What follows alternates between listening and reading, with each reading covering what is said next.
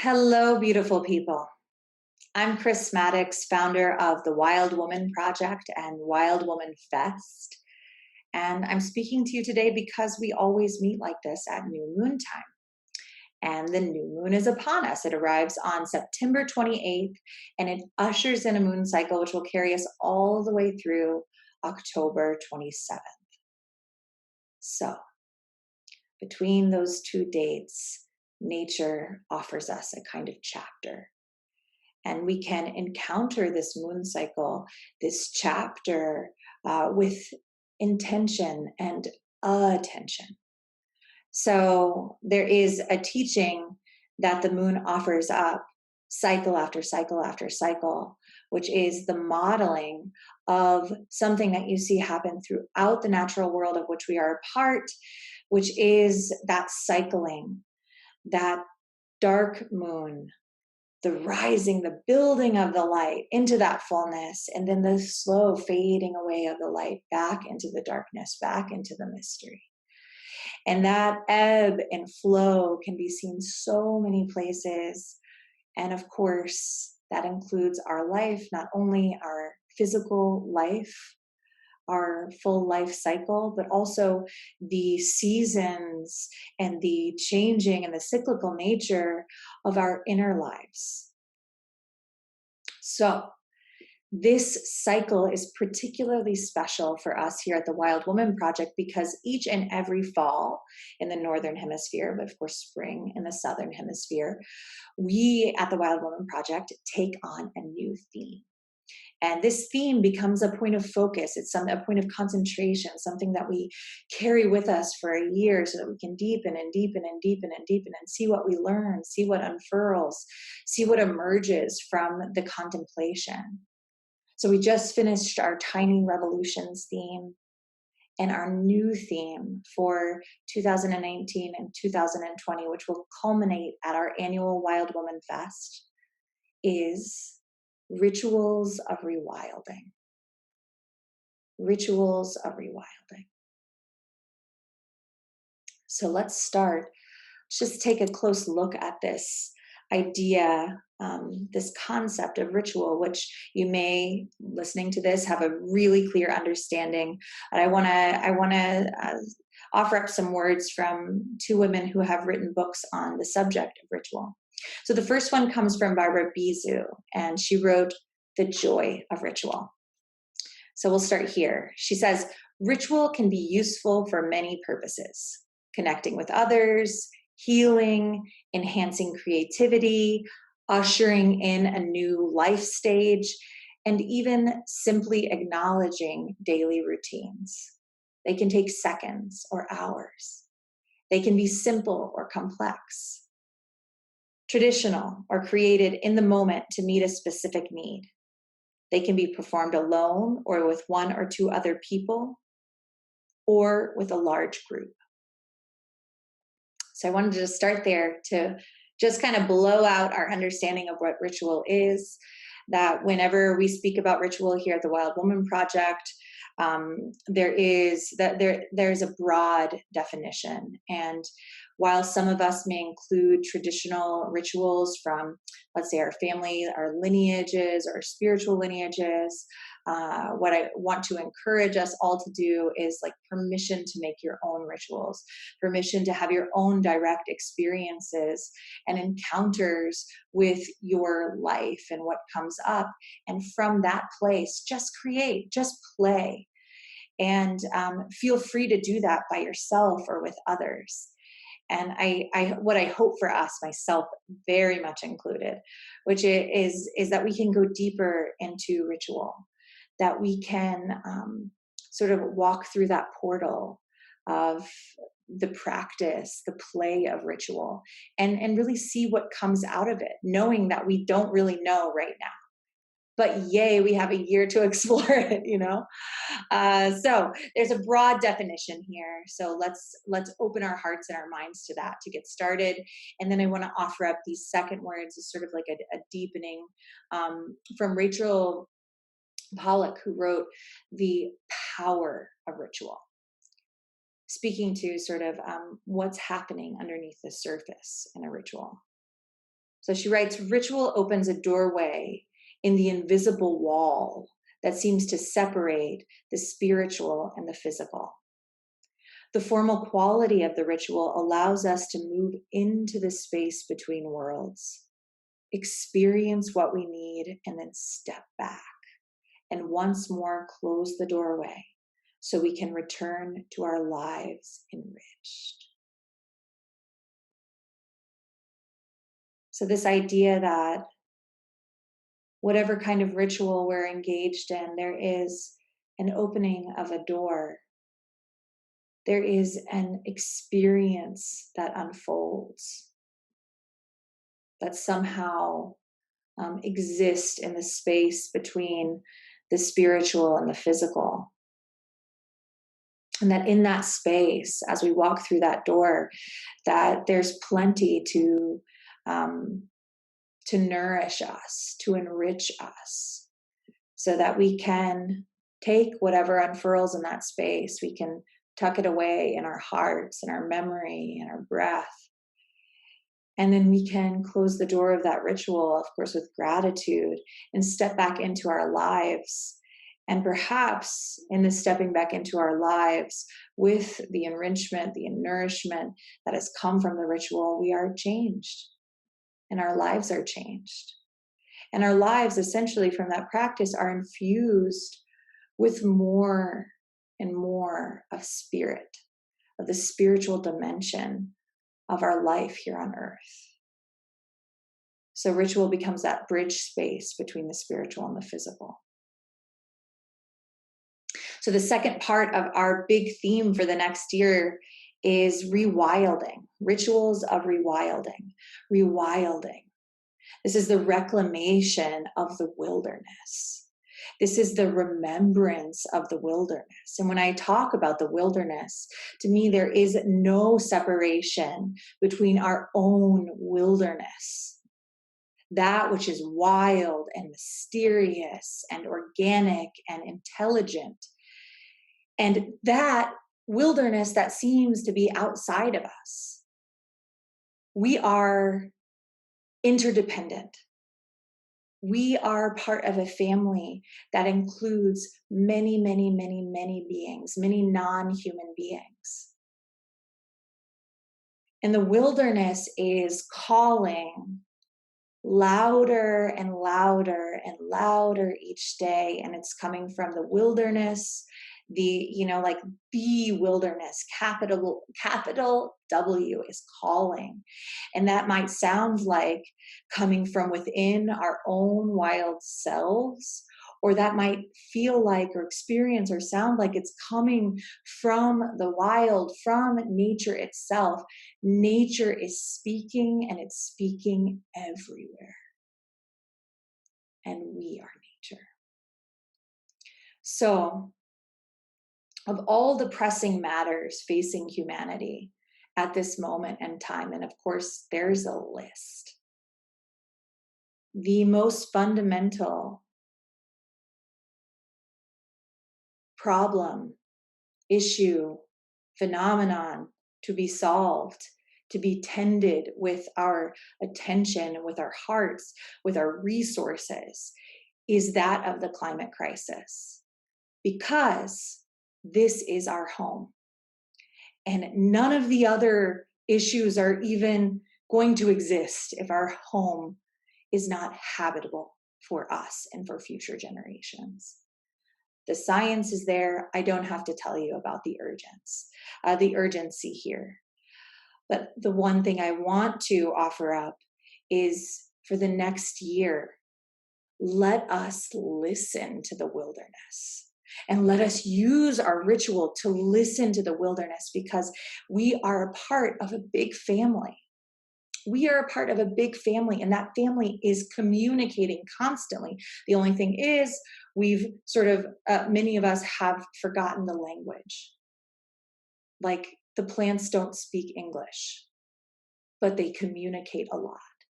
So, as part of our year-long focus, an intention towards opening ourselves up to the multilingual within us that speaks oak tree and speaks jaybird and speaks coral reefs and listens and knows how to pay attention, because there's so much that is calling for our attention in the modern world, so much that's pulling us in this way and that way. It's part of the reason people feel so scattered and anxious, and there's a huge depression epidemic.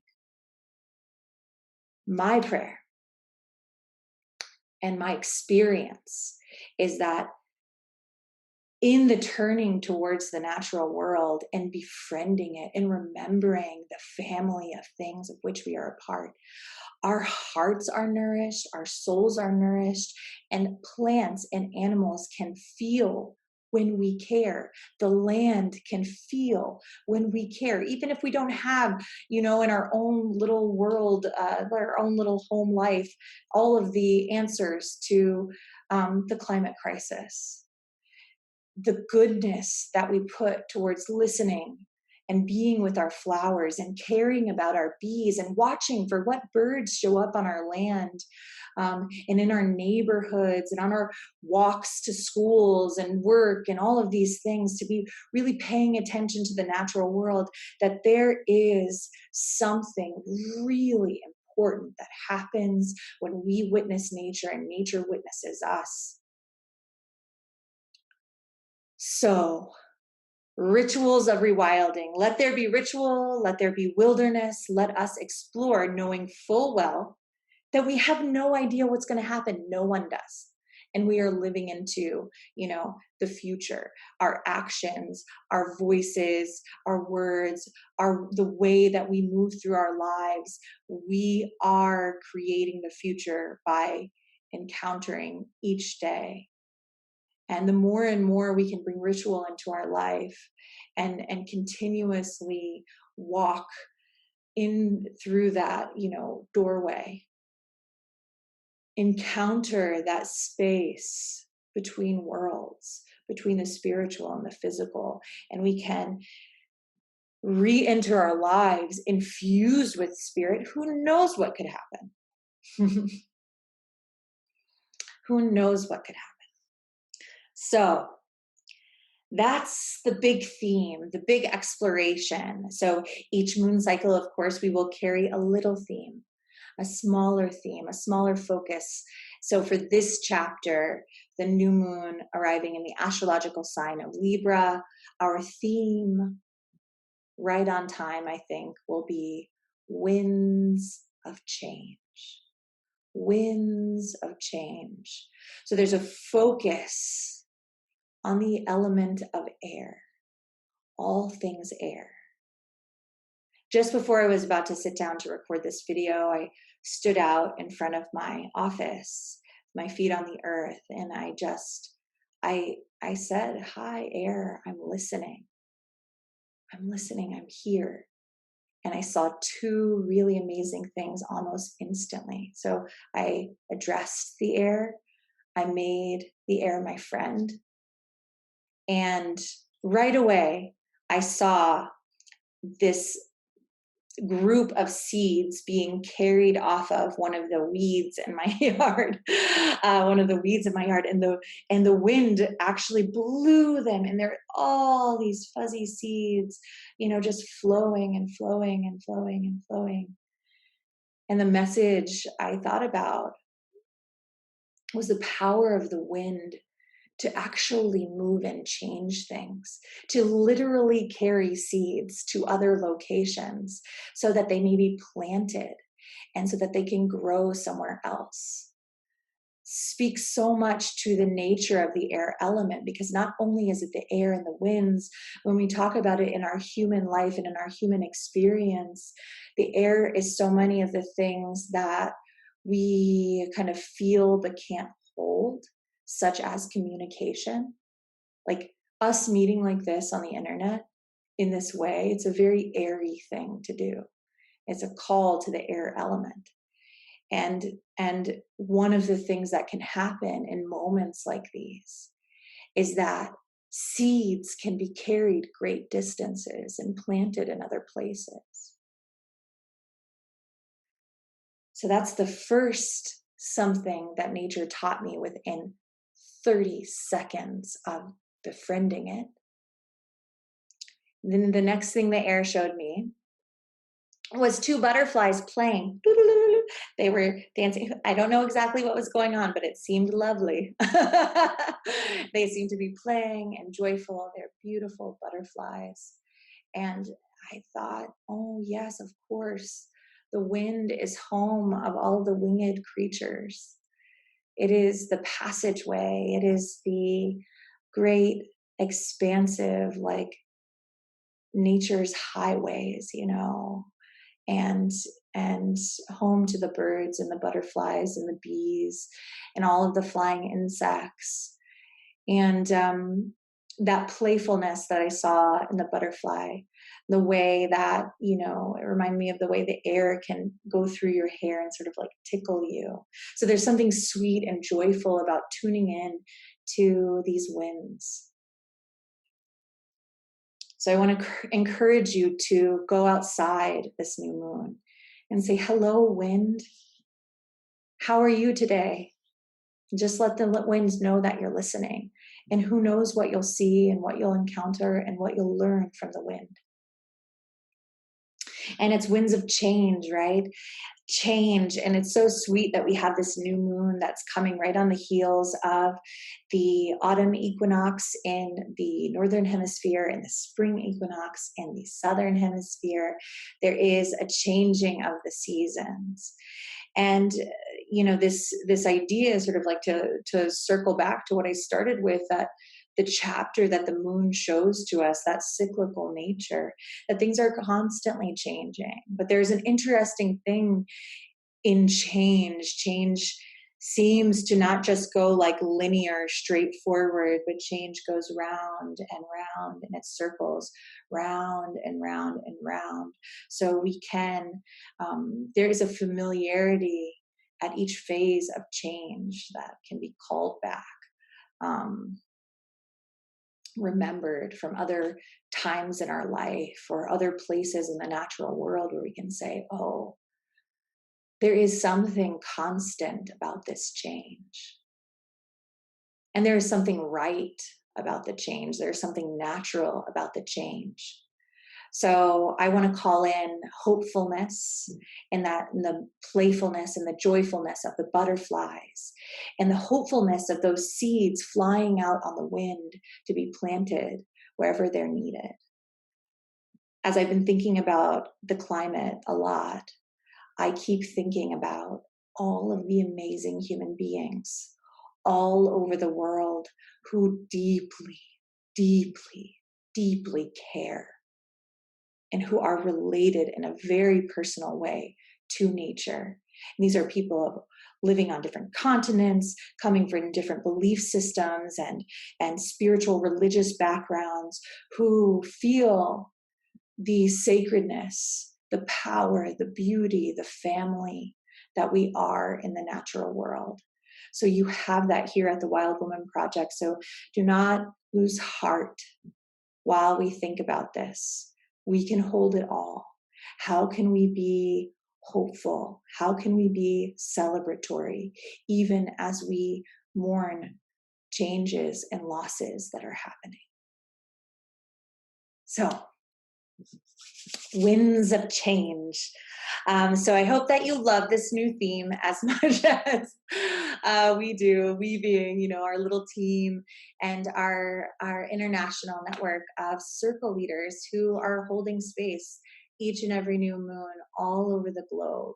So if you want to be in ritual, if you want to be in circle, if you want to explore these themes with us, please find a circle near you. There's a link below this video. We have circles happening in 18 countries all over the world. You will also see a section on that page that are the telecircles, circles that you can log into from your computer. And all of these circles, whether you're showing up in the flesh or online, are with trained facilitators who are bringing forth these explorations in their own way. So I encourage you to attend one of those.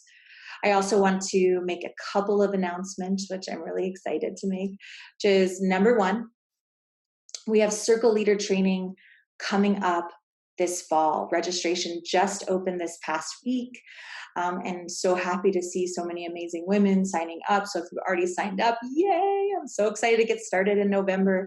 And if you're thinking about it, if you have, a desire in your heart to have more ritual, to lead a women's circle, to bring women together in that space, bridging the spiritual and the physical plane, making intentions, having each other's backs, looking towards nature. Consider joining us for circle leader training. You can join from anywhere as long as you have a solid internet connection, and it's filling up pretty quickly. So I would encourage early registration. We start on November 4th. The second announcement is that we will begin to have nearly every single month of this whole cycle on the second moon day, that's Monday, we are going to have a session of Wild Woman School. I will be facilitating that. We're going to go deeper into each and every theme. So the one that's coming up on October 14th is on winds of change. We're going to go deeper into ritual around the air element. We're going to really be in a process of inquiry, going, what's changing inside me? What's changing out there? So this will be a beautiful combination of me offering tools and practices and ideas, and then plenty of space for us to inquire, plenty of space for, your own inner guidance to really lead your way with this. So you are very welcome to join us. That's on October 14th. Again, link below this video. So thank you so much for watching. I am wishing you a revelatory new moon cycle. I hope that this chapter and this beginning to really deepen into ritual, this beginning to look even more deeply and listen more deeply to the natural world, may that bear fruit for you this year. May you listen to the wind and you listen for the changes that are occurring inside and out, and know that we are really and truly in it together. Thank you so much.